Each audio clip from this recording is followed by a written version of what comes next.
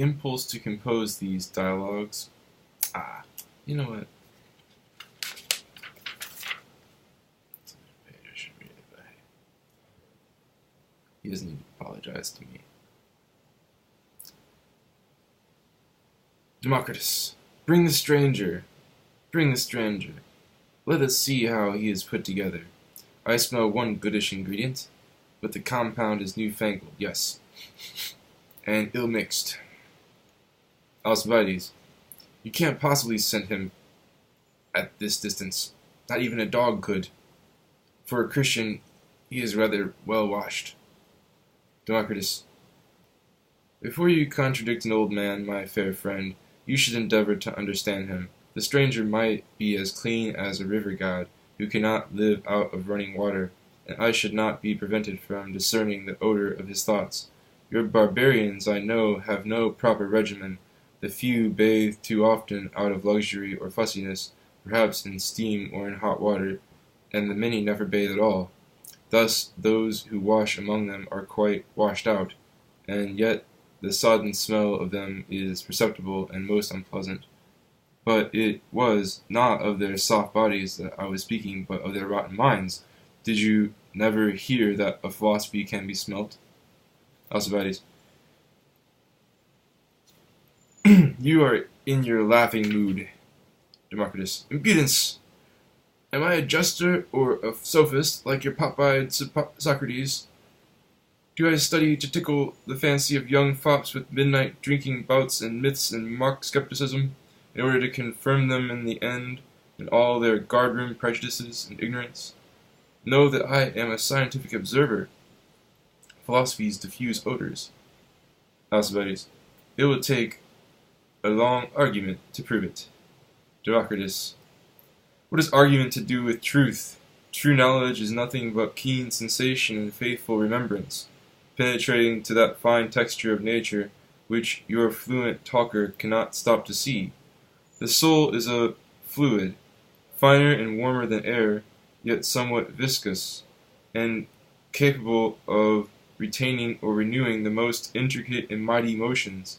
She continually rushes forth from her hearth, as from a furnace, through the veins and ventricles of the body, vivifying all its parts, healing wounds, and harmonizing motions, and she also escapes or exudes her waste products through the mouth and nostrils and breath, through the eye and glances, and in seed through the organs of generation. Parcels of the soul issue thereby entire, like colonists from their mother town, ready to renew abroad her complete life and economy. Just as the parents of the newborn soul are two, one who sheds the seed and one who receives and fosters it, so in sensation and knowledge there is a feminine as well as a masculine faculty. For the thing perceived is the father of perception, and the soul perceiving is its fertile mother. Now you are not to suppose that man alone is animate, or only beasts similar to man. Everything natural is held together by circling streams of magnetic atoms, stronger than hoops of steel. These are its soul, and the form which this soul impresses on the body, it impresses also on the surrounding air, radiating images of itself in all directions and a kindred influence. Light and ether, which fill the heavens, are a great medium of propagation for these seeds and effluvia of things, which the eye and ear and nostrils and sensitive skin, being feminine organs, receive and transform according to their kind, sometimes bringing forth the genuine action or thought, the legitimate air and image of its father, and sometimes a spurious changeling, or fancy child. Thus, after her marriage with things external, the soul issues charged with a new motion, appropriate to those external things, and directed upon them, so that a sensitive observer, by the quality of that response, can discern whether the soul has been healthfully fertilized by her experience or only dissolved and corrupted. In the one case, the reaction will be firm and fit, in the other loose, tremulous, and wasted. Almost always in the sensitive life of animals there is an element of true art and knowledge, together with an element of madness.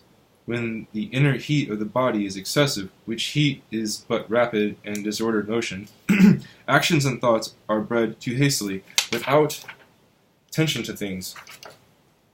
Then in the shaking hand and rolling eye and words inapt and windy, the physician easily recognizes the symptoms of delirium. So even in health, the look and, as we say aptly, the air of a man will reveal his ruling passions, every secret impulse causing some deviation or special crowding of the rays that flow from him in moving or looking or speaking. Now these rays, so compacted and directed, are far from odorless. The sweet scent of love is exciting, and to no one himself amorous is irresistible, and the scent of anger is acrid, and that of sorrow musty and dank. The scent of every state of the soul, though nameless, being perfectly distinct. So a soul vibrating in harmony with the things that nourish and solicit her has an aura which, without spreading any sharp odor, refreshes every creature that inhales it, causing the nostrils and the breast to expand joyfully, as if drinking in the sea breeze or the breath of morning.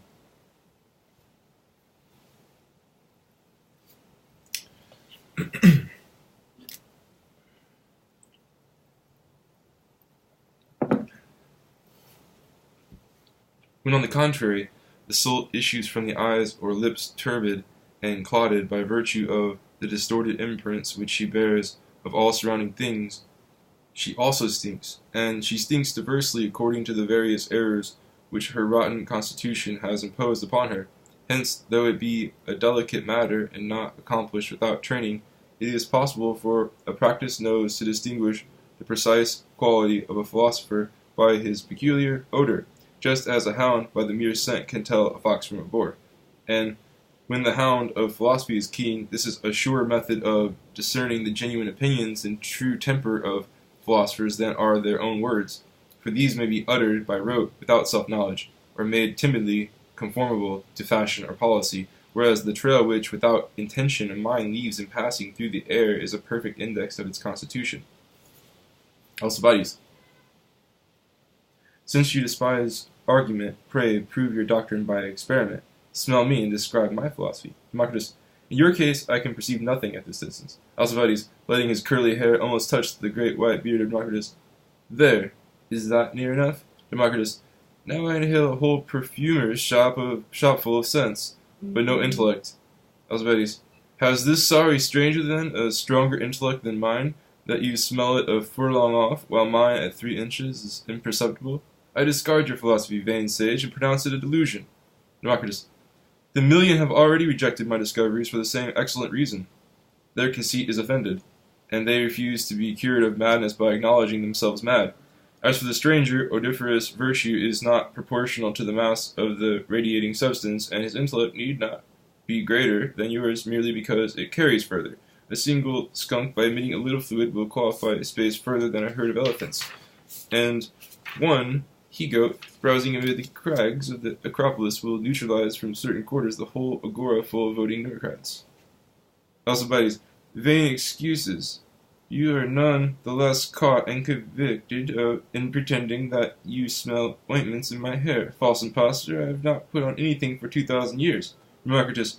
What of that? Had you distilled all the pale laurel and asphodel that bloom in this wilderness, sunned only by the mild phosphorescence of some wandering spirit, do you think that such a weak disinfectant could have washed out the traces of those rough young years when you wallowed so recklessly in the mire?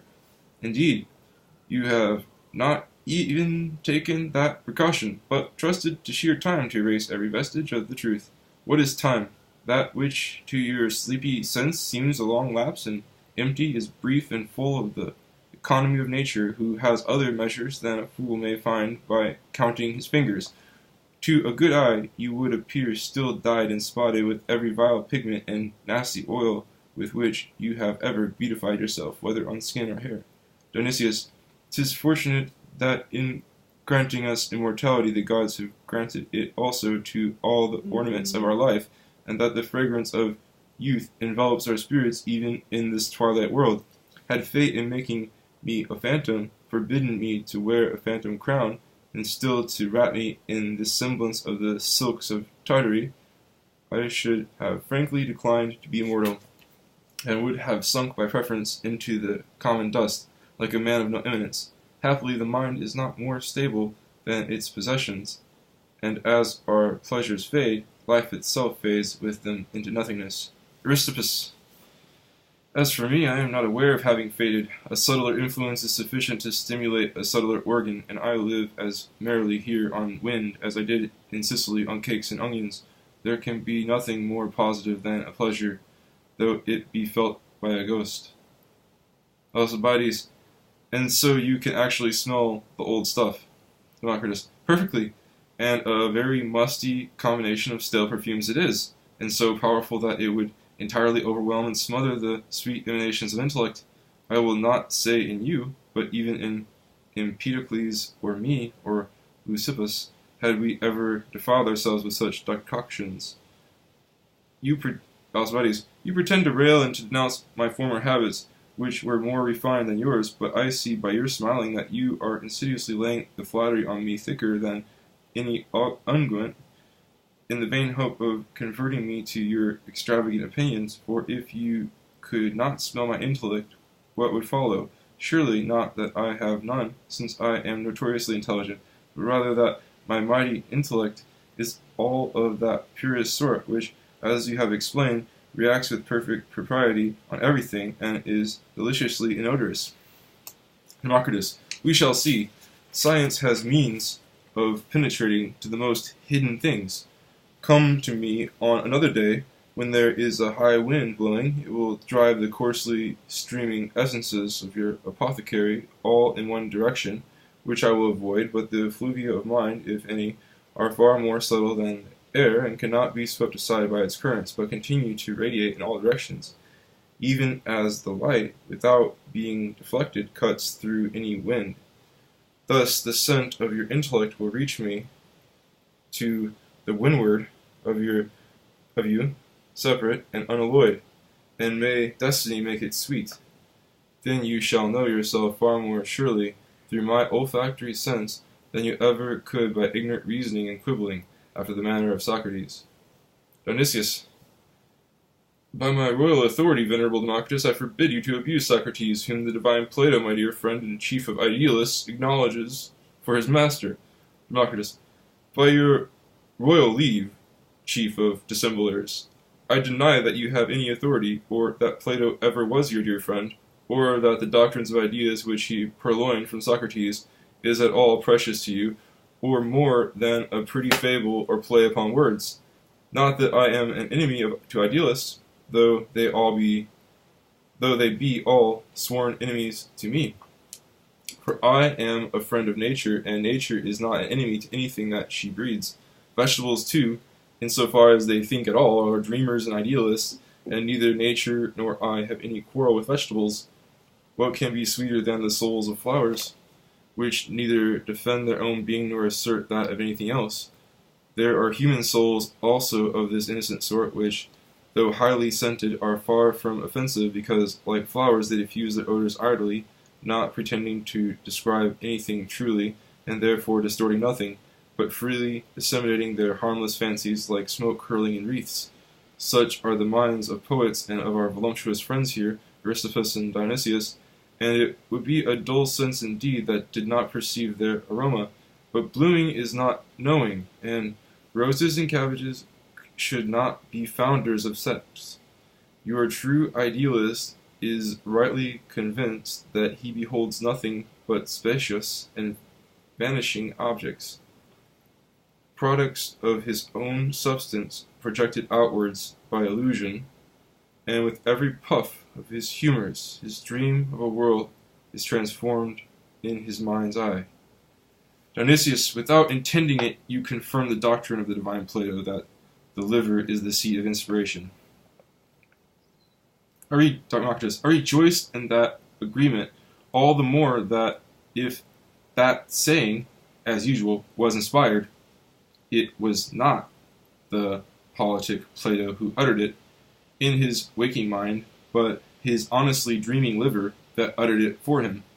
Yet Observe this circumstance. The proper secretion of the liver is bile, fit only for internal consumption, and bitter if exuded. And so it is also with that other product of the liver, inspiration, a healthful and necessary lubricant of the inner life, in fancy and poetry and pleasant dreams, but poisonous if exuded in the guise of action or pretended knowledge. You, Dionysius and Aristippus, wisely abstain from such an abuse of your flowering genius. You detest action and laugh at science, and cultivate only exquisite sensation and free discourse.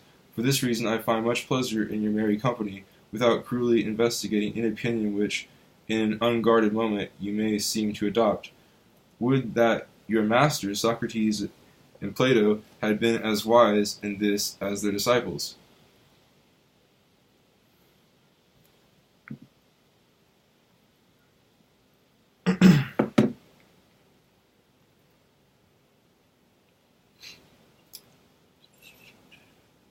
An oracle admonished Socrates to know himself and not to dabble in natural philosophy, and insofar as he obeyed that admonition, I honor him.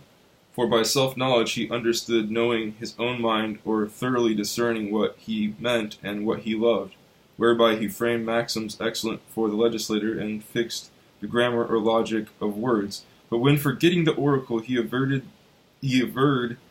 that the sun and moon are products of reason, and are intended for human advantage, he blasphemed against those gods, as if the blood and gall within him, proper to the health of his little body, had burst their bounds and filled the whole heaven. By this presumption he turned his inspiration into sophistry, and what should have been self-knowledge became madness and grotesque errors about the world, and incidentally he showed how unventilated an organ his liver was, and when uncorked out of season, how ill-smelling, so that when such a prophet opens his mouth, I must hold my nose. Alcibiades, for that reason, probably, you can smell the stranger so far off. He is a disciple of Socrates. Democritus, sniffing as before. Not altogether. Oil and water are still being shaken up in that cruet, and no wonder, for he is still alive. Dionysius, still alive? And here? Democritus, there are evident symptoms in him of that fever which is called life. Alcibiades, very true. At least he himself says so, and professes to have some sort of an old body still toddling on earth. Aristippus, why then notice him at all? Those who are now alive have lost the art of living. Dionysius, are there no barriers, no guards to prevent such intrusions if such a thing is allowed? That what becomes of our seclusion and of our safety? I appeal to Minos and Rhadamanthus. You remember, Alcibiades, that even purified as you and I were by death and the funeral pyre, we were admitted with difficulty. The thing is incredible, and if true, would be scandalous, and I think the act of spreading such needless alarms should be punishable in our commonwealth. Democritus, compose yourself, uneasy tyrant. This visitor, though I can clearly perceive that his substance is still earthly and mutable, comes to us in the spirit only. His flesh and bones will not intrude here to disturb the equilibrium of our forms by their rude mass, nor does alliance with such gross matter render his spirit more formidable, far otherwise. We are images of bodies long since dispersed, which being non-existent cannot send forth different and contrary images to confuse or obliterate those earlier ones which are our present substance. Like a deed done, we are safe, and so long as we endure it all, we must retain our perfection. His flickering mind, on the contrary, is still receiving constantly fresh effluvia from his earthly body, and lives in a state of perpetual indecision and change. We are like books long written and sealed. He is still in the agonies of composition, and does not know what he will become. His passage near us in these intermundane spaces will not affect us. Rather will our stable forms impress some trembling reflection on themselves upon his lapsing thoughts, as the huge immovable effigies of Egyptian monarchs are mirrored brokenly in the flowing Nile. Dionysius, you forget that Heracles stole back Alcestis from the shades, and that Orpheus and Odysseus and Theseus and other intruders have spread on earth false reports about our condition, much to our dishonor. Even if the impertinent wight cannot injure our persons here, he may tarnish our reputations there. W-I-G-H-T.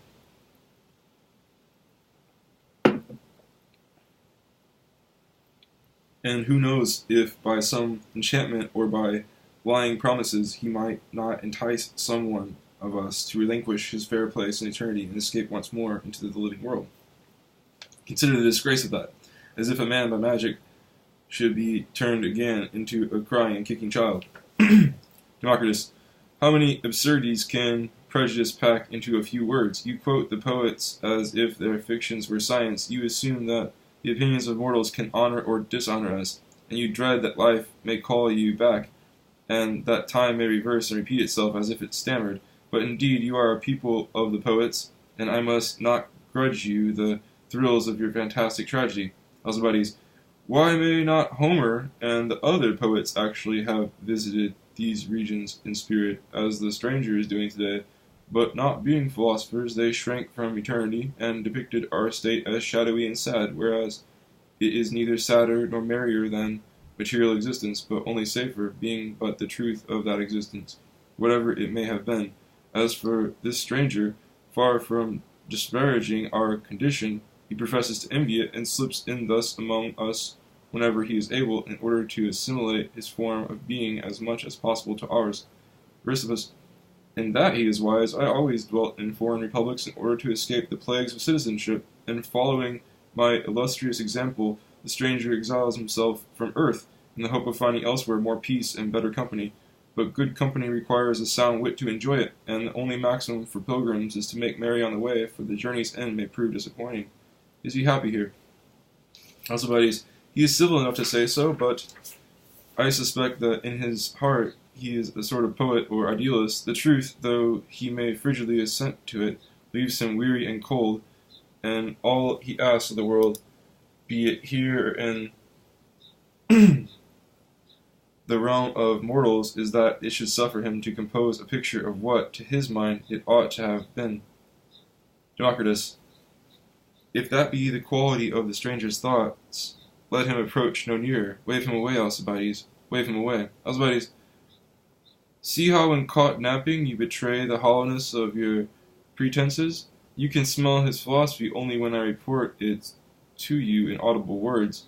You are a rank mythologist, Democritus, and your fabled scent for philosophies is only a figure of speech, expressing metaphorically those immaterial motions of the thinking mind which only a thinking mind can retrace, and which many words are needed to convey.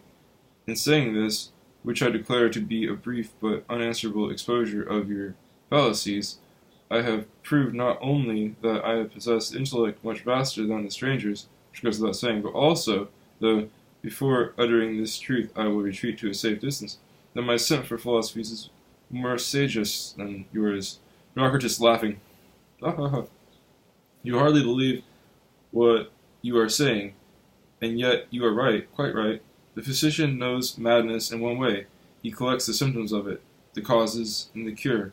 But the madman, in his way, knows it far better.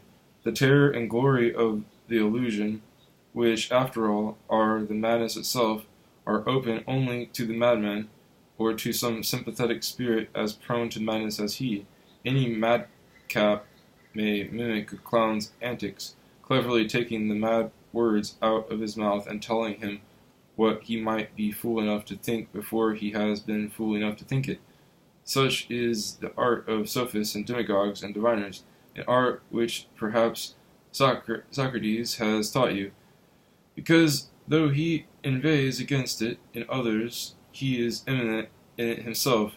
Theirs is a sort of knowledge of illusion, a divination of waking dreams like the player's art, which, without penetrating to the causes of appearance, plausibly represents its forms and movement, and in such aping and guessing at human illusions, your nimble wit, Alcibiades, is probably quicker than mine, since science has accustomed me to look away from appearance and to consider only the causes of appearance.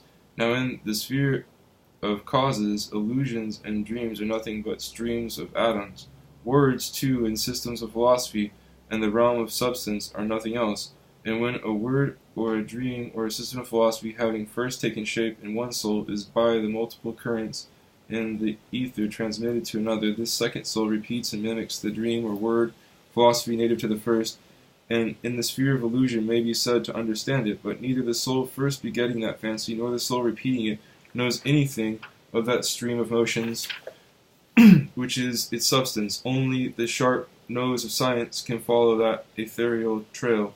Thus, every event in nature, being a moving conjunction of atoms pregnant with destiny, is but an obscure oracle to those who hear in it only a rumble of words or see it as a painted image.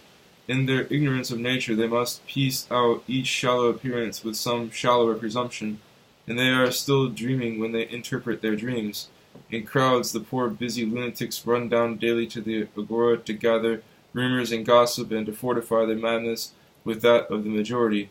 Yet, meantime, perhaps, in the solitude of the temple, some silent augur sensed the course of the atoms and sees the intent of the gods. To him, the scornful smile of Apollo and its radiance brings a joy mixed with terror. He must laugh at the triumph of nature, ever renewed and glorious in the midst of human folly, yet he must tremble at the ruin of his country and of his soul.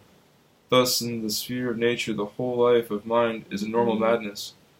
Perceptions and passion and painted thoughts are all illusions, and all human philosophy except science, reckoning without images, is but madness systematic. Putting on a long face, reason dawns upon mortals only in the last thought of all, when seeing that nothing is real save the atoms and the void, not as fancy may picture them, but as they truly are. The mind crowns itself with the supreme sacrifice and lays down all its flowering illusions upon the altar of truth. Not that, so long as life lasts, appearance can disappear, or that images and sounding words can cease to flow as in a dream, since these have their substance in perpetual cause in the rhythmic dance and balance of the atoms, which sing that song like a chorus in a comedy. If there were no appearance, there could be no opinion and no knowledge of truth. And true science, in discounting appearance, does not dismiss appearance, but sees substance through it.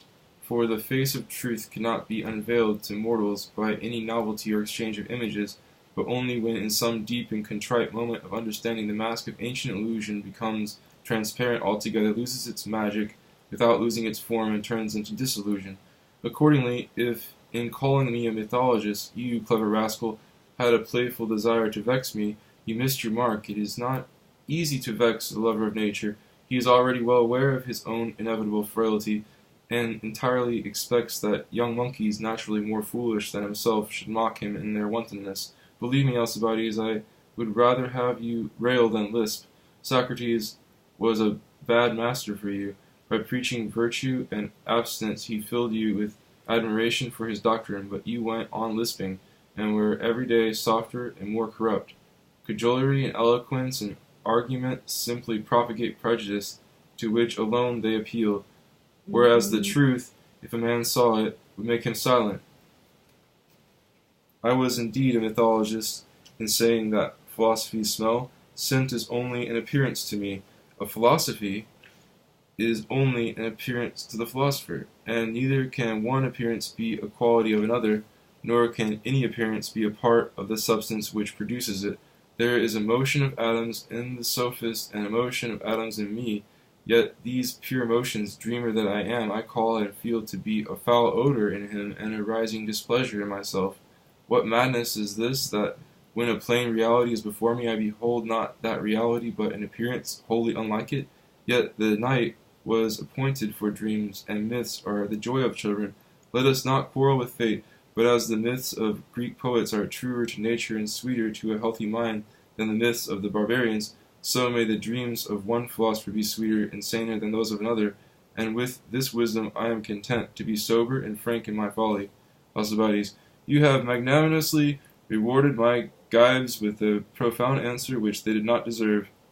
Dionysius, Democritus was not replying to you, but like the great mythologist that he professes to be, he was nobly carried away by his own afflatus, and without pretending to understand what he said, which is probably not intelligible, We were all charmed, I am sure, with the fragrance of his words. There is one phrase in particular which he let fall, which I wish he might develop at leisure. I mean, normal madness. Plato has on that subject some wonderful and comforting thoughts, showing us the divine wisdom of being sometimes mad, and Euripides, in his Bacchae, a rapturous and mythical tragedy, has expressed the same truths in action. Let Democritus complete the picture and prove to us on medical grounds the necessity of a divine madness in all men, and especially in himself. It will be a novel discourse, in which comedy and tragedy will be combined with science. Democritus. Madness is a large subject. It would require a formal disquisition which would weary you all, and especially Aristippus, who does not find enough pleasure in knowledge to deem it a good. Aristippus. I am indeed indifferent to knowledge, which in itself is neither pleasant nor unpleasant, but I am far from indifferent to your discourses, which are always agreeable, and I should have a particular pleasure in hearing you speak about madness. You would not fail to illustrate the subject amusingly, both by describing the absurdities of others and by exhibiting your own. So pungent and novel a confession should not be missed. Alcibiades, I join in urging you to consent, for I believe you will show that madness, even if common and inevitable, is not divine, but bestial, and that if a divine inspiration sometimes descends on us in madness, whether in prophecy or love, it comes to dissipate that madness and to heal it. For Socrates says, and I think truly, that the best inspiration that can visit the soul is reason, and he quotes Homer in support of his opinion, where Hector cries, quote, the best of omens is our country's good. Democritus. A truce to Homer and to Socrates. I have already observed that in the sphere of nature, where there is no better or worse, reason itself is a form of madness, since it comes to establish that vain distinction in obedience to human passions and interests. But the understanding of this matter requires a fresh mind, not cloyed with disputation, and we will defer it, if you please, to another occasion. Alcibiades. With some difficulty, O sage of Abdera, I have led back the stranger into your presence, because he had overheard you expressing the intention of separating him into his elements, and although the vivisection is to be of the spirit only, and will not kill him, he fears it may hurt his feelings. Democritus. He deserves to suffer, if he is not willing to discover how he is composed.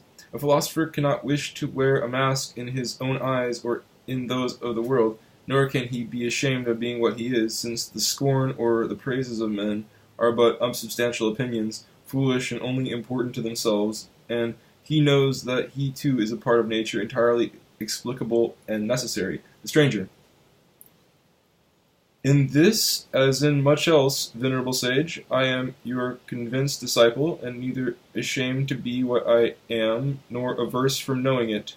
Nevertheless, there are garments which those who are not young or beautiful do well to wear, not because they wish to deceive themselves or others concerning their bodily form or infirmities, but because it is not seemly to display without necessity things not pleasing to the eye, and I fear that my thoughts in this exalted society may not seem worthy of exposure.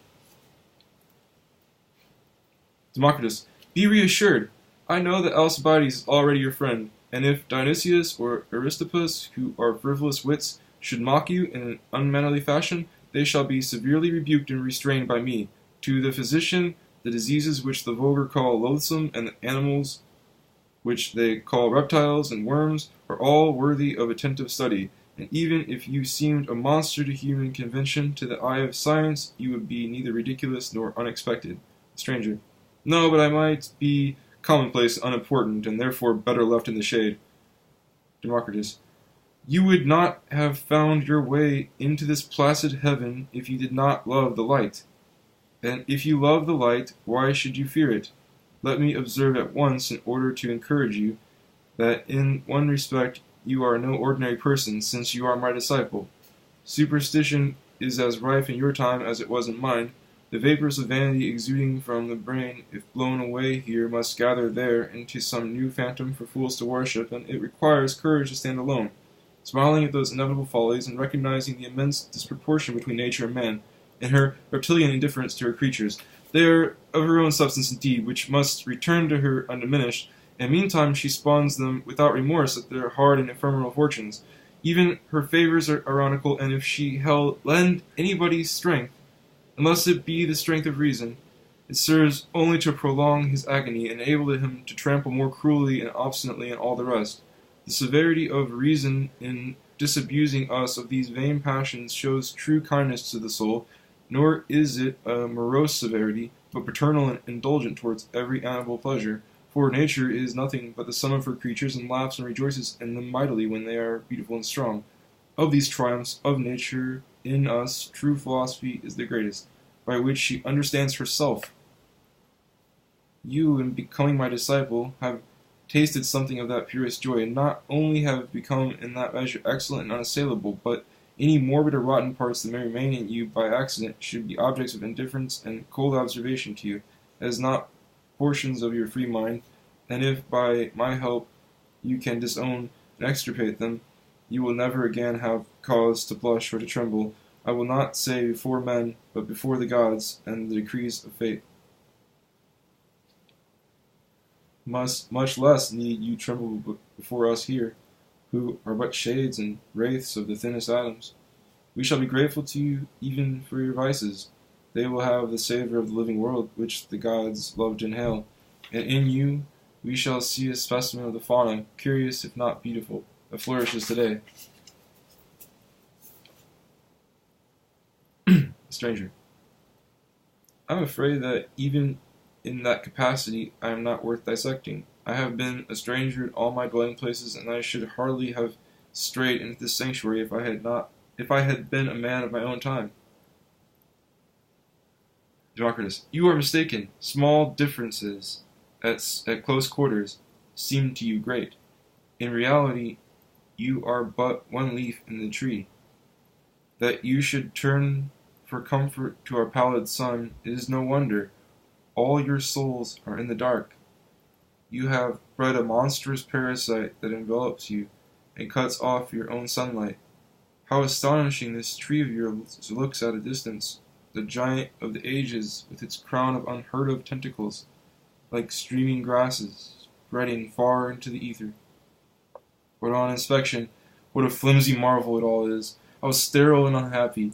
These far-reaching organs are but machines. They drop no seeds, they have no proper life, and the sad stump on which they are grafted, your naked human nature, must supply them all with sap, else in one season they would shrivel and drop to pieces, nor would the least plan or the least love of them subsist anywhere in nature whence they might be reborn. Meantime, the proper fruits and seeds of your species are lost or stunted, and it is doubtful whether mankind, smothered under its inventions and tools, will not dry up at the root and perish with them.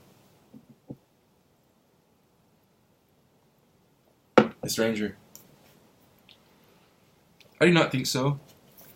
The tools and those pale men and nations that are the slaves of tools will no doubt disappear in time. Such arts have probably been invented and lost many times before. But there is a lusty core in the human animal that survives all revolutions, and when the conflagration is past, I seem to see the young hunters with their dogs camping among the ruins. Democritus. Human wit is seldom to be trusted in prophecy. The mind thinks in gaudy images, and nature moves in dark currents of molecular change. Careless whether those images repeat themselves or not like rhymes, what is your present plight? Dispersion and impotence of soul? Here a vein of true knowledge, there a vestige of prudent morality, perhaps a secret love, idle political principles that alienate you from politics, a few luxurious and vapid arts, and, poisoning the rest of your economy, the taint of antique superstition for which you have no antidote. The wonder is that you exist at all, for life demands some measure of harmony. Stranger. May there not be a kind of harmony and non-interference when each circle in the state or each interest of the mind lives its inner life apart, yet in things indifferent and external they pull well enough together, like the team of a four-horse chariot? Democritus.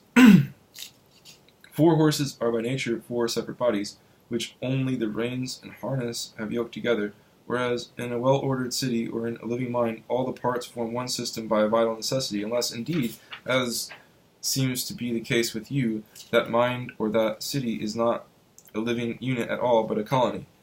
You think appearance pleasant and unimportant, but substance you think unimportant and unpleasant. An accident which could not befall you if you had a whole soul. The stranger, I wish I might find appearance always pleasant and important, but as to substance, since the better and the worse are a part of appearance, is not substance necessarily indifferent? Democritus, there is indeed no wisdom like that of the atoms, which, being compelled to move by fate, move without caring whither, but when by this very motion life and the will have arisen, and the foolish heart must be set on something, it is the part of a relative wisdom to set it on truth. Such was my good fortune, and in some measure that of my nation.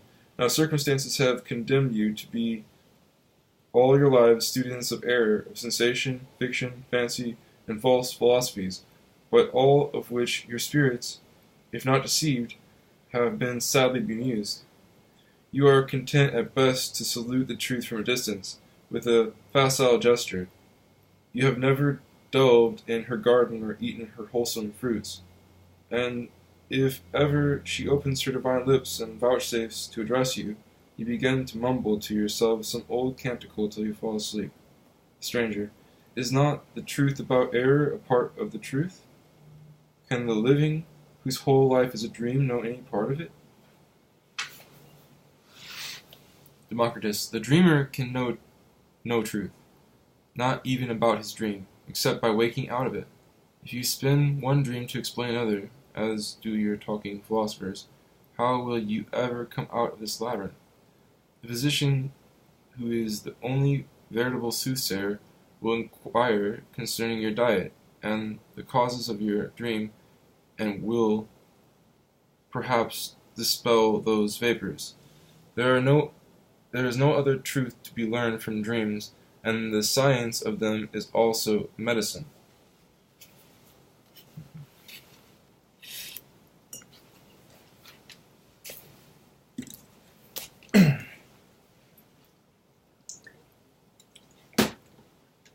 Alcibiades.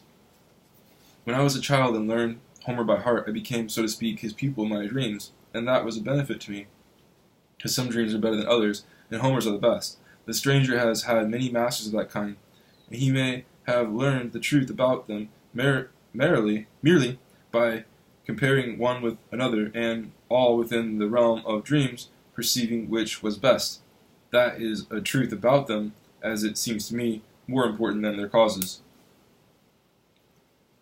Democritus, is the nature of truth known to you, young man, that you can tell whether the stranger, in preferring one dream to another, discerns the truth or not?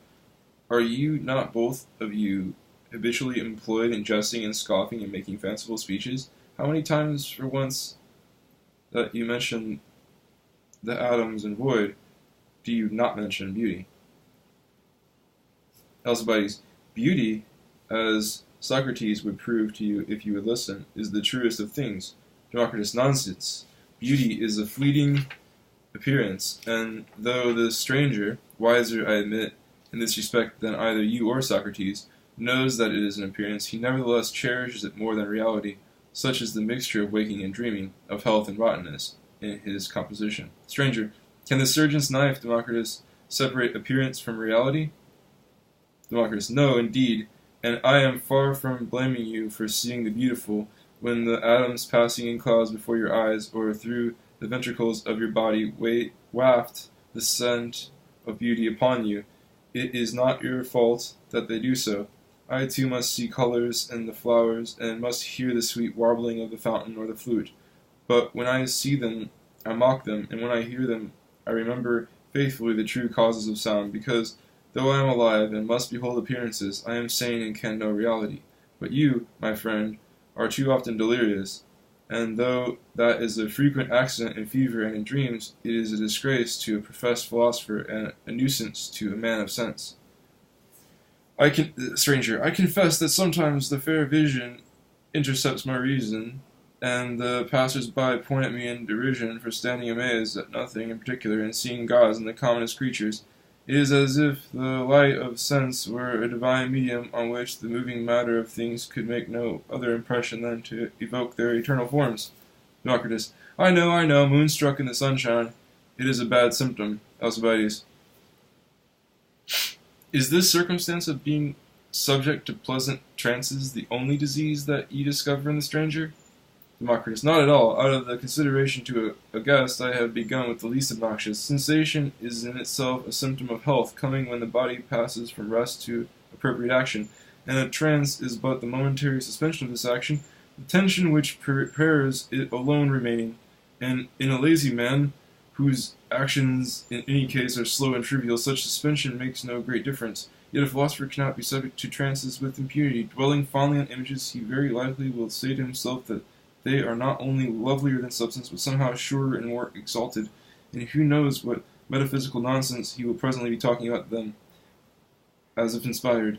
Is not the stranger a disciple of Plato as well as of me? Stranger. Indeed I am, but without contradiction. In respect to the substance and origin of things, I profess allegiance to you only. In such matters, Plato, knowing his own ignorance, was always playful, inventing or repeating such myths as he thought edifying for children or for patriots. Yet, when he closed his eyes on this inconstant world, he was a great seer. I honor and follow him for what then he saw, which was a heaven of ideas, rich in constellations. I disregard the trick of words or the superstitious impulse by which he added something which he certainly could not see, namely, that those ideas were substances and powers ruling the world. Such a notion is not only false to the facts, but vapid in logic. Things take what shapes they can, as a poet bubbles with the words of his mother tongue, which his present passion evokes. The words chosen cannot have chosen him or created his passion, so, without deeming words sacred or ideas magical, I am a friend of both, and I wait for the flux of matter to bring them to light as it will in its infinite gyrations. Alcibiades. Why are you displeased with a fair answer? Philosophers are as jealous as women. Each wants a monopoly of praise. Democritus. I am not jealous of Venus. You may praise the meretricious muse of Plato as much as you please, but I warn you, as a physician, that these rapturous fancies are signs of a feeble health. They comport effeminacy in action. Dionysius, aside to Aristippus. Now that he has touched on effeminacy, he will soon be railing at us also. Any refined nature seems effeminate to the old savage. Democritus. Yes, my royal friend, although I cannot hear you plainly, I know what you are murmuring. You may apply all that I am about to say to your own person and regard yourself as accused and convicted, yet the stranger's is the worst case. You at least were a king. Aristippus was an adventurer, Alcibiades was the equal of kings and the seducer of queens. All three of you could flaunt your effeminacy upon a public stage. Your masquerade became a sort of action. You threw your all into the fray and made a gallant pose of your treason. But a private and obscure person like the stranger has only his small heart in which to display his inventions, and must be more deeply and silently consumed by their vanity. Man is a fighting animal, his thoughts are his banners, and it is a failure of nerve in him if they are only thoughts. The philosopher especially, whatever his birth or station, is commissioned by the gods. He may raise his voice against folly in his own person, he may be stern, stripping himself bare of all human entanglements. Ferocity becomes him, as it does the lion, and if no man will be his companion in a life of virtue, he can resolutely walk alone. His mere example will be a power, or if not, at least his self-assertion will be an action. But if he sits in his closet, fancifully rebuilding the universe or reforming the state, he is a little better than a maniac. Or if, in sauntering through the marketplace and observing its villainies, because his nook is safe and his liver is in good order, he tolerates the spectacle, he is like a woman in the theater shuddering at the tragedy and eating sweets. Aristippus. Wise man too, if he does so. I pronounce it worthier of a philosopher to eat sweets than to count the number of the atoms, and less foolish to smile or to shudder at the world than to attempt to reform it. If in watching such an inglorious tragedy, and such a dull comedy as the earth presents in his day, the stranger can still be merry and relish his small comforts, I beg to be allowed to honor him for his good nature. Do not think, excellent traveler, that among the shades all philosophers are scolds, seemingly bent on browbeating people into a meddlesome virtue which is always half criminal. There is wisdom here of another stripe, and if you bravely make the best of a crazy world, eternity is full of champions that will defend you. The stranger. Both of you, Democritus and Aristippus, seem to me to have spoken justly. In your censure and encouragement alike there is good counsel, and I thank you both for your words. Intrepid virtue, O sage of Abdera, is a gift of the gods, and how often do they bestow it? You yourself were no Pythagoras, nor even a Diogenes. As for me, disillusion was my earliest friend, and never were chagrin and hope strong enough to persuade me that anything was to be gained by rebelling against fortune. Men may sometimes destroy what they hate. That will be a ferocious joy to them, although perhaps a sorrow to others more reasonable than they. But never by any possibility can men establish what they love. Once there, the dreamt of object is another and a ghastly thing, unless then they are to fret away their lives in impotent hatred. The living must find something amiable in things transitory and imperfect, the fruits of circumstance and of custom. We are such fruits ourselves, and our hearts have no prerogative in the large household of nature. Each of us indeed has his animal strength, and if he has unravelled them, his constant loves, and the way always lies open to adventure and sometimes to art. Had there been some wise prophet in my days summoning mankind to an ordered and noble life, I should gladly have followed him. Not having myself the gift of leadership, I should not have asked him for the absolute truth, nor for an earthly paradise. I should have been content with a placid monastery dedicated to study, or with a camp of comrades in the desert. But I found no master. Those who beat the drum or rang the church bell at my time were unhappy creatures, trying to deceive themselves. Better not be a hero than work oneself up into heroism by shouting lies. Green, quiet places and boyish sports are more moralizing than these moralists. I should honor heroic virtue as if it were sane and beneficent, but I find satisfaction also, and perhaps oftener, in little things. Dionysius. Experience speaks through the stranger's mouth. In my varied life I ran the whole gamut of human occupations and pleasures, and among them all I remember now with the greatest satisfaction those which came unasked and departed unregretted, like my kingly crown. The beautiful is a winged essence, and a wise Psyche does not seek to detain her lover. Alcibiades. Democritus, who is the wisest of us here, nevertheless demands a bold spirit. It may be but a more impetuous vortex of atoms, yet there is a hazard in it more glorious than slackness. I think it a defect of nature in a man with a clear mind not to have also an imperious will. Knowing his most secret and profound desires, and seeing his opportunities, he should leap to the goal. My conclusion is, then, that to love the beautiful, even if it be only an appearance, is no disease in the stranger or in any other creature, but it is indeed a disease not to love glory and material dominion. Democritus.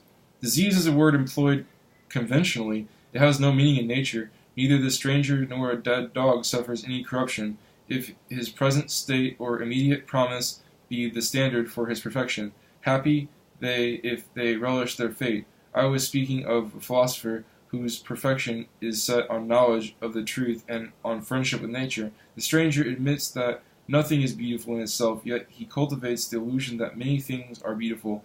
He confesses that a barbarous life is an evil to his soul, yet he condones the barbarism of the world and pleases himself in it. I therefore conclude that his is a torpid organism, disjointed and incapable of fighting its way victoriously to the easement of its own lusts. To an eye that follows the multiform life of nature, a whole lion is nobler than half a man. Stranger. And for this pitiful lameness in my soul, can you propose a remedy? Democritus. Yes, if you will allow me to change your ancestors, your bodily complexion, your breeding, and the time and place of your existence. On that condition, I agree to obliterate every trace of disease or sluggishness in your constitution. Stranger. I salute that admirable being designated by Democritus that should have borne my name, and I wish him a glorious life, if ever he rises. Meantime, I beg leave to go and finish on earth the allotted term of my present illness, and I bid my incomparable doctor farewell until another visit. Alcibiades, aside to the stranger, as the latter prepares to depart. You see that you had nothing to fear. The old man has cut you up without hurting you. The stranger. The operation was unnecessary and has not been painless, but I might have fallen into worse hands.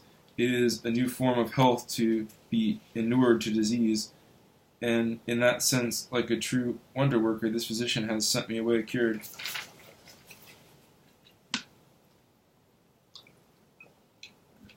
Democritus. You reappear in season, inquisitive pilgrim, and today you must take a seat beside me.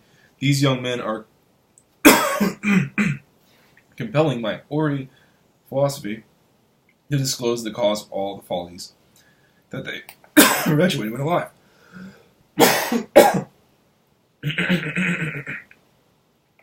They still wear, as you see, their youthful and lusty aspect. When we enter these gates, Minos and Rhamanthus restored to each of us the semblance of that age in which his spirit on earth had been most vivid and masterful, and least bent by tyrant circumstance out of its natural straightness. Therefore, Alcibiades and Dionysius and Aristippus walk here in the flower of their youth, and I sit crowned with all the snows and wisdom of extreme old age, because their souls, though essentially noble, grew daily more distracted in the press of the world and more polluted by mine. But mine, by understanding the world, grew daily purer and stronger. But mine, by understanding the world, grew daily purer and stronger. They are still ready for every folly, though luckily they lack the means, and the chronicle of vanity remains full of interest for them, because they are confident in shining in it. Yet the person whom this subject most nearly touches is you, since you are still living, and life is at once the quintessence and the sum of madness. Here our spirits can be mad only vicariously, and at the second remove, as the verses in which Sophocles expresses the ravings of Ajax are themselves sanely composed in a calm image of horror. But your thoughts, in the confusion and welter of existence, are still rebellious to meter. You cannot yet rehearse your allotted part, as we do here, with the pause and pomp of a posthumous self-knowledge.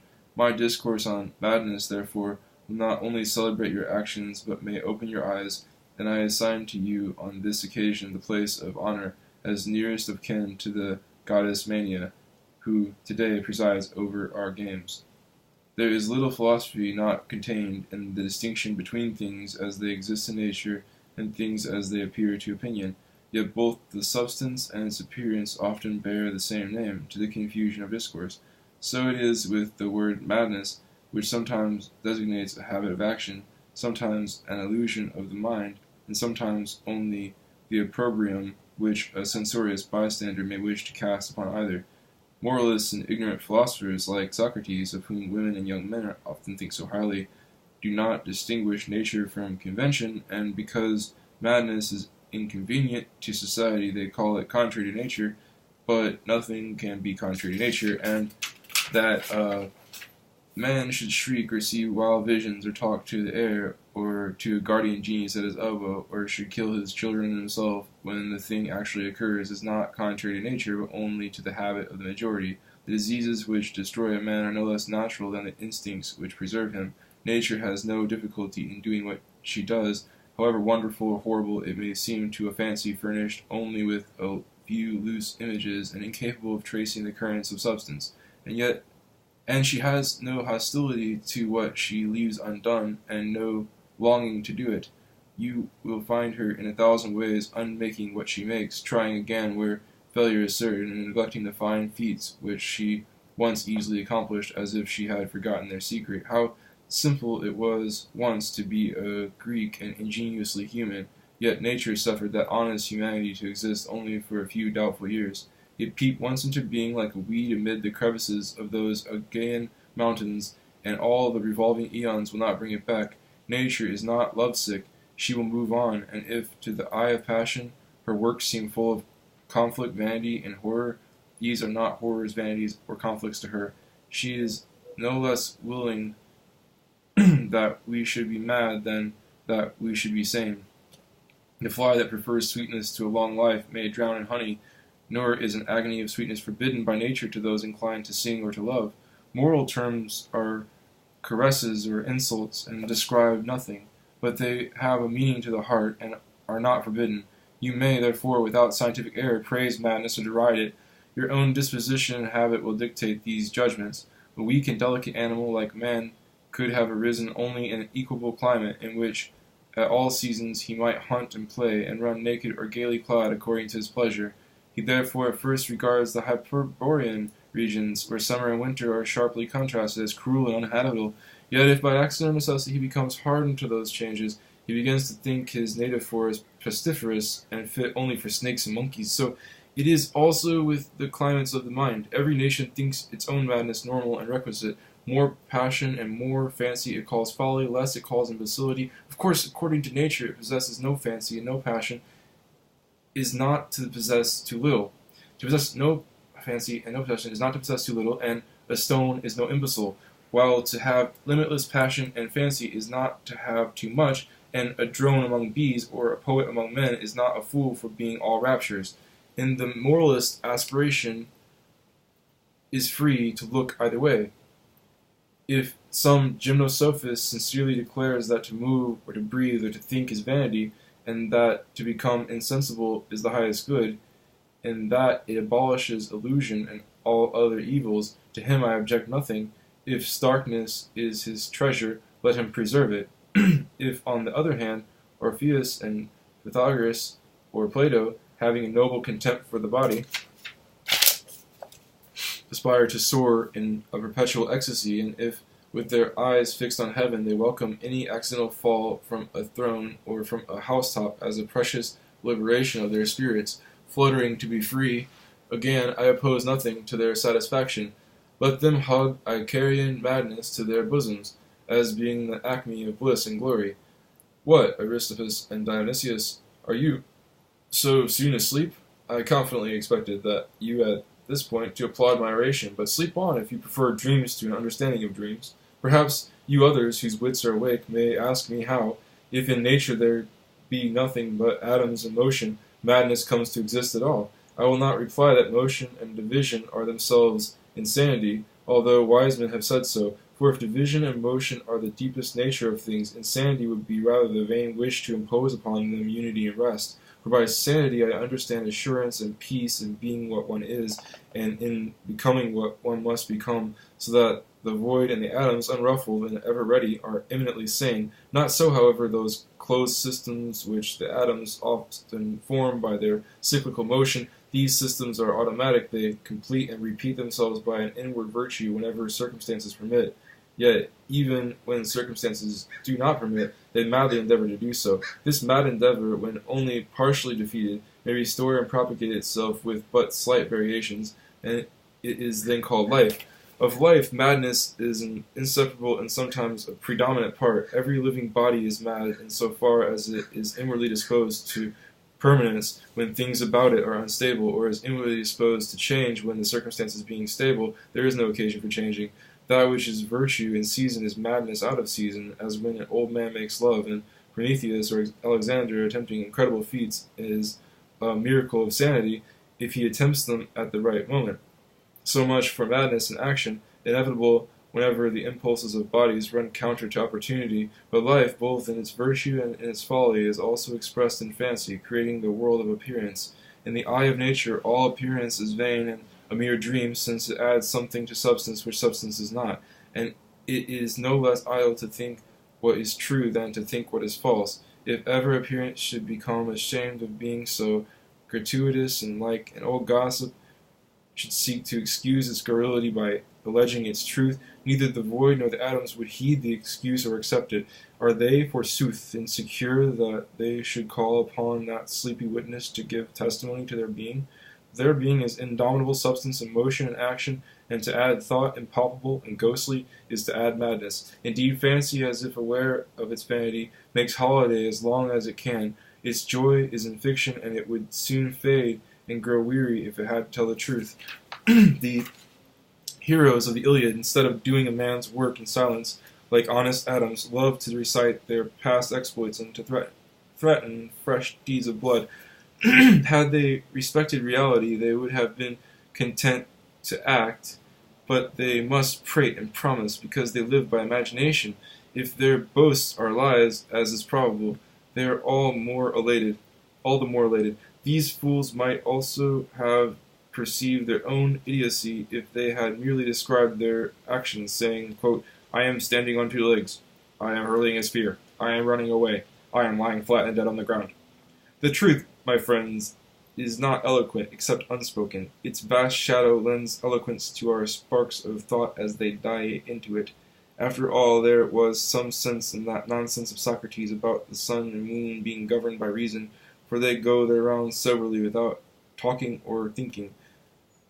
That the intoxication of life is the first cause of appearance you have all observed and experienced when you have danced in a chorus or performed your military exercises, stamping on the ground in unison and striking your swords together, ordered motion being naturally fertile in sound, in flashing light, and in gladness.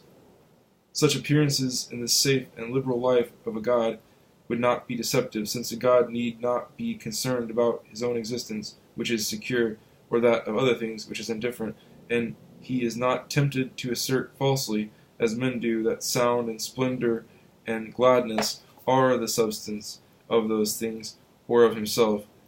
In him, the intoxication of life in creating appearance would not create illusion, but only an innocent and divine joy.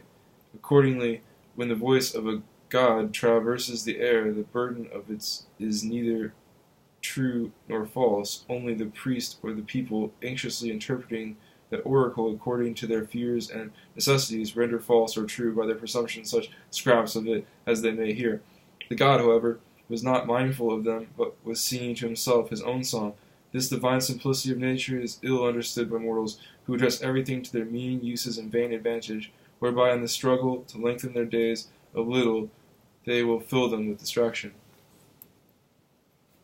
This is a third and most virulent form of madness, in which the dreams of the vegetative soul are turned into animal error and animal fury, for animals cannot wait for the slow ministrations of earth and air, but as you see in birds and kittens and young children must be in a fidget to move, prying in all directions and touching and gobbling everything within reach.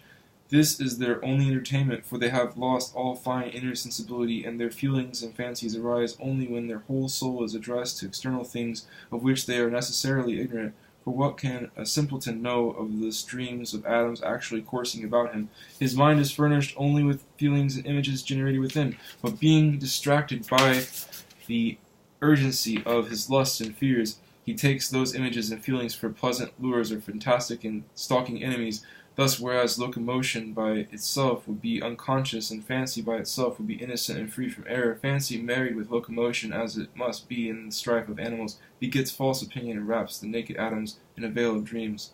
Such is the origin of opinion, and as the chief endeavor of the animal body is to defend and propagate itself at all costs, so the chief and most lasting illusion of the mind is the illusion of its own importance. What madness to assert that one collocation of atoms or one conjunction of feelings is right or is better, and another is wrong or is worse. Yet this baseless opinion every living organism emits in its madness, contradicting the equal madness of all its rivals. They say the stars laugh at us for this, but what is their own case? The sun and the planets may seem to gaping observation to lead a sane life, having found paths of safety, yet to the sharp eye of science the ambush is visible into which they glide.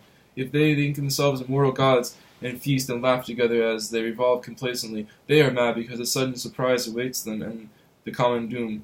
Had they been wise like philosophers who know themselves mortal, they should have consented and made ready to die, seeing that they are not pure atoms or the pure void, and that in forming them nature was not in earnest but playing.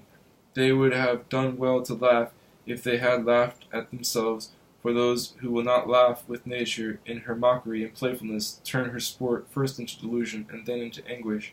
Such being the nature and causes of madness, is there no remedy for it? In answering this question I broach the second and kindlier part of my discourse, when having described the disease I bring hope of health and prescribe the cure. A radical cure, though it exists, I will not promise you, for you are young and inquisitive and not ready to renounce all life and all knowledge. Only some great and heroic sage can begin by disowning madness altogether and felling the tree of opinion at the root. Nor would he, by leaping into total salvation, attain to any understanding of his former distress. In abolishing illusion, he would have forgotten its existence and virtually denied it, so that for the blatant errors of his lusty years he would have substituted one great, mute, and perpetual error, the total ignorance which besets the atoms regarding the patterns and the dreams which in fact they generate. Suddenly, to renounce all madness is accordingly to miss the truth about madness, together with the whole comic rout of this world, which is marvelously fertile in comedy. My physique, accordingly, will be more gentle. I will not prescribe instant death as the only medicine. Wisdom is an evanescent madness, and the dream still continues, but no longer deceives. In all illusions there is some truth, since, being products of nature, they all have some relation to nature, and a prudent mind, by lifting their mask, may discover their true occasions. Doubtless the number and swiftness of the atoms, even in a little space, must always elude human discernment, but the more foolish images of sense may be disallowed in favor of others more faithful to the true rhythms and divisions of nature. Thus, to the innocent eye, the 6 stout spokes of a chariot wheel, revolving rapidly, are merged and blurred in one whirling disk.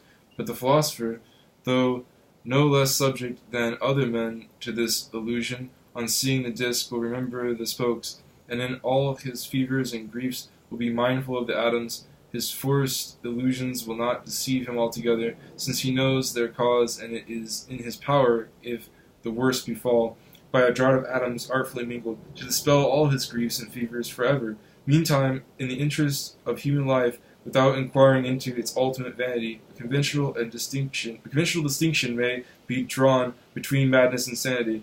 Belief in the imaginary and desire for the impossible will justly be called madness.